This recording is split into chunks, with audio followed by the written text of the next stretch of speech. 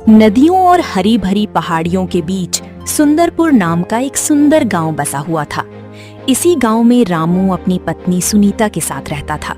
रामू बहुत ही सीधा साधा और मेहनती किसान था, लेकिन इस साल भीषण गर्मी और बारिश न होने के कारण उसकी पूरी फसल सूखने के कगार पर आ पहुंची थी।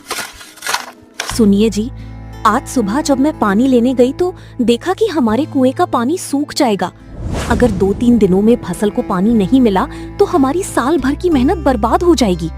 हमें कैसे भी करके पानी का कोई ना कोई इंतजाम करना ही पड़ेगा। तुम चिंता मत करो सुनीता, मैं पूरी रात इसी संकट के बारे में सोचता रहा हूँ। गांव के धनीराम सेठ का जो पुराना कुआं है वो सालों से ऐसे ही खाली पड़ा है। मैं आज ही उसके घर जाकर अपनी पूरी जमा पूंजी देकर वो कुआं खरीदने की बात करता हूँ। बात तो आपकी ठीक है, लेकिन धनीराम बहुत ही चालाक और लालची इंसान है। वो बिना बड़े फायदे के किसी की मदद नहीं करता, इसलिए आप संभाल कर ही सौदा कीजिएगा। भगवान करे कि वो सही दाम में कुआं बेचने के लिए तैयार हो जाए। रामू बिना देर किए गांव के सबसे अमीर और चालाक धनीराम के बड़े से मकान की ओर चल पड़ा। धनीराम अपनी पत्नी कमला के साथ आंगन में बैठकर चाय पी रहा था। वो स्वभाव से बहुत ही स्वार्थी था और हमेशा गांव के सीधे साधे लोगों की मजबूरी का फायदा उठाने का मौका ढूंढता रहता था। राम राम धनीराम भाई, आज मैं आपके पास एक बहुत बड़ी उम्मीद लेकर आया हूँ। सूखे के कारण मेरे खेत का कुआं सूख गया है और मेरी फसल बिना पानी के मर रही है। क्या आप अपना वो बेकार पड़ा पुराना कुआं मुझे सही कीमत में बेचने की कृपा करेंगे? अरे रामू, तुम तो जानते ही हो कि वो कुआं हमारी पुरानी खानदानी जायदाद है। आज के समय में पानी और जमीन की कीमत सोने से भी ज्यादा कीमती मानी जाती है। फिर भी अगर तुम अच्छी कीमत देने को तैयार हो तो हम कुछ सोच सकते हैं। बिल्कुल कमला, तुम सही कह रही हो। मैं रामू से ज्यादा मोल भाव नहीं करूंगा। तुम मुझे अभी के अभी 50,000 रुपए नकद दे दो और कागज बनवा लो। पैसे मिलते ही वो पूरा कुआं आज से हमेशा हमेशा के लिए तुम्हारा हो जाएगा। ये तो आपकी बहुत बड़ी मेहरबानी है धनीराम भाई, मैं आपका एहसान नहीं भूलूंगा। ये लीजिए मेरी जिंदगी भर की कमाई के पूरे 50,000 रुपए। आप बस मुझे एक रसीद लिख कर दे दीजिए ताकि आगे चलकर कोई परेशानी ना हो। रामू खुशी खुशी घर लौटा और उसने धनीराम की दी हुई रसीद सुनीता को दिखाई।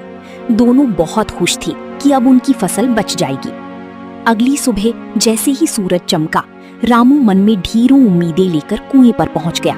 लेकिन जैसे ही उसने पानी निकालने की कोशिश की, धनीराम दौड़ता हुआ आया और चिल्लाने लगा। अरे ओ रामू, रुक जाओ। हिम्मत भी मत करना उस बाल्टी को नीचे डालने की। तुम मेरे कुएं की पानी की एक बूंद भी छू नहीं सकते, समझे? चुपचाप अपना सामान उठाओ और फौरन अपने घर की तरफ कट लो। ये आप क्या कह रहे हैं धनीराम भाई? मैं तो अपने कुएं से पानी लेने आया हूँ। कल ही तो मैंने अपनी पूरी जमा पूंजी आपको सौंपकर ये कुआं खरीदा है। फिर आज आप मुझे अपने ही कुएं से पानी निकालने से क्यों रोक रहे हैं? अरे ओ रामू, जरा अपना दिमाग चलाओ और कल वाली रसीद ध्यान से पढ़ो। मैंने तुम्हें सिर्फ ईंट पत्थरों से बना हुआ कुआं बेचा था, उसके अंदर का पानी नहीं। कुआं तुम्हारा हो सकता है, लेकिन उसके अंदर का पानी आज भी मेरा ही है। ये तो सरासर धोखा, अन्याय और घोर पाप है धनीराम भाई। कोई भी इंसान भला बिना पानी के सिर्फ पत्थरों का खाली गड्ढा क्यों खरीदेगा? कुआं बेचने का सीधा मतलब ही यही होता है कि उसके अंदर का पानी भी बेचा गया है। धनीराम के कुतर्क के आगे रामू की एक न चली। वो भारी मन और आंखों में आंसू लिए घर लौटा। जब उसने सुनीता को धनीराम की इस करतूत के बारे में बताया तो सुनीता बहुत क्रोधित हुई। दोनों तुरंत गांव की चौपाल पहुंचे और पंचों के सामने धनीराम की बेईमानी की फरियाद रखी। पूरा गांव धनीराम की इस हरकत पर हैरान था। सरपंच साहब, इस धनीराम ने हमारी लाचारी का फायदा उठाकर हमसे 50,000 रुपए ठग लिए हैं। अब ये कह रहा है कि कुआं हमारा है, लेकिन उसके अंदर भरा पानी इसका है। आप ही बताइए, ये चालाकी बेईमानी नहीं है? सुनीता, जरा कायदे और कानून के हिसाब से बात कर, हवा में बातें मत बना। कागजात पर साफ साफ लिखा है कि मेरे पति ने केवल कुआं बेचा है, पानी शब्द कहीं नहीं है। जब पानी हमने बेचा ही नहीं तो तुम लोग हमारी संपत्ति को मुफ्त में कैसे ले सकते हो? सुनो रामू और धनीराम, ये मामला कागजी दांव पेच में बहुत बुरी तरह उलझा हुआ है। हमारी गांव की पंचायत कोई फैसला नहीं ले सकती। तुम दोनों को न्याय की गुहार लेकर सीधे महाराज विक्रम के दरबार में जाना पड़ेगा। सरपंच की सलाह मानकर रामू और सुनीता उदास मन से राजमहल की ओर चल पड़े। उनके पीछे पीछे धनीराम और कमला भी अपनी चालाकी पर इतराते हुए रवाना हुए। धनीराम को पूरा भरोसा था कि कागजों के पेंच के कारण राजा भी उसका कुछ नहीं बिगाड़ पाएंगे और 50,000 रुपए भी उसी की जेब में रहेंगे। आप बिल्कुल मत घबराइए जी, राजा विक्रम बहुत ही न्यायप्रिय और ज्ञानी राजा हैं। वो धनीराम की इस नीच चालाकी को एक ही नजर में पकड़ लेंगे। हमें ईश्वर पर और महाराज के न्याय पर पूरा भरोसा रखना चाहिए। अरे कमला, देखने दो इन्हें राजा का दरबार भी। वहां भी कागज ही देखे जाते हैं। जब कानून की नजर में पानी मेरा है तो राजा भी मुझे पानी देने से मना नहीं कर सकते। आज तो रामू के पैसे भी गए और कुएं का पानी भी हमारे पास ही रहेगा। अगले दिन सभी राजा विक्रम के विशाल और भव्य दरबार में उपस्थित हुए। राजा अपनी अद्वितीय बुद्धिमत्ता और निष्पक्ष न्याय के लिए पूरे राज्य में जाने जाते थे। दरबारी ने राजा के सामने पूरा मामला पेश किया और दोनों पक्षों को अपनी अपनी बात रखने की आज्ञा दी। महाराज, मैंने अपनी जिंदगी भर की गाढ़ी कमाई देकर धनीराम से एक कुआं खरीदा था ताकि मेरी सूखती हुई फसल बच सके, लेकिन अब ये कहता है कि इसने सिर्फ कुआं बेचा है, पानी नहीं। ये मुझे पानी की एक बूंद भी छूने नहीं दे रहा है। आप ही बचा लीजिए महाराज। धनीराम, क्या फरियादी रामू जो कह रहा है वो बात सच है? क्या तुमने सचमुच ऐसा अजीब दावा करके इस गरीब किसान को छलने की कोशिश की है? सच्चाई क्या है, फौरन हमारे सामने साफ साफ बयान करो। महाराज की जय हो। मैं तो कानून और सच्चाई के रास्ते पर चलने वाला नागरिक हूँ। कागजात गवाह हैं कि मैंने सिर्फ कुआं बेचा है, पानी बेचने का कोई जिक्र उसमें नहीं है। और जब पानी मेरा है तो रामू मेरी मर्जी के बिना उसका इस्तेमाल कैसे कर सकता है? हाँ महाराज, मेरे पति बिल्कुल सच कह रहे हैं। कागजी सबूत ही सबसे बड़ा सच होता है।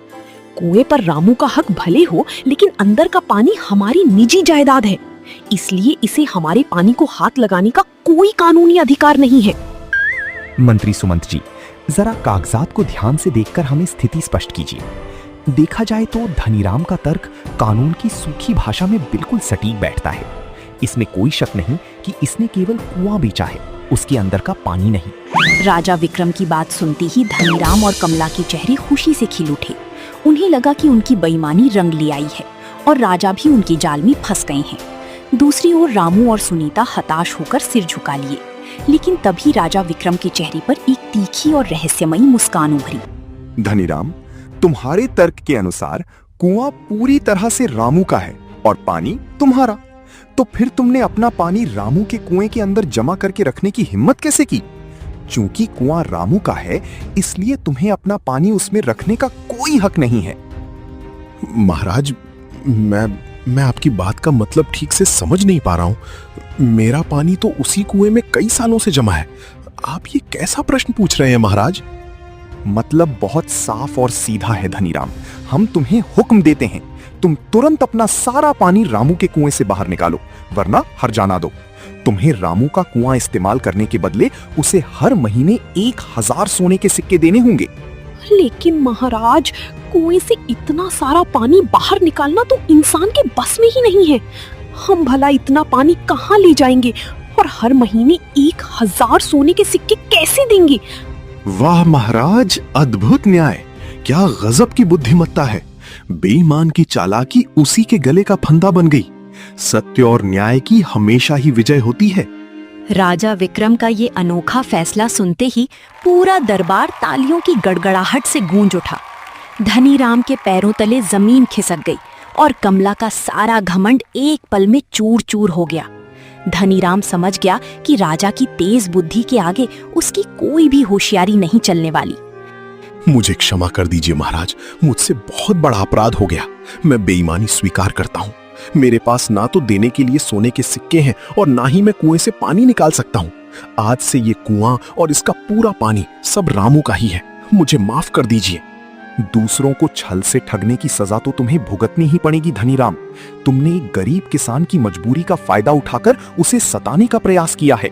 तुम पर इस बेईमानी के लिए 5000 रुपए का जुर्माना लगाया जाता है, जो तुम रामू को दोगे। महाराज, आपने आज मेरी डूबती हुई गृहस्थी और मेरी फसल दोनों को बचा लिया। आपकी जय हो महाराज। आपकी न्यायप्रियता और महान बुद्धि की जय हो। हम आपका ये एहसान जीवन भर कभी नहीं भूल पाएंगे। महाराज, ईश्वर आपको सदा सुखी रखे। आपका बहुत बहुत धन्यवाद। आज सच में साबित हो गया कि चालाकी चाहे कितनी भी बड़ी हो, सच के आगे हार ही जाती है। अब हमारी खेत फिर से हरे भरे हो जाएंगी और हमारी मेहनत रंग लाएगी।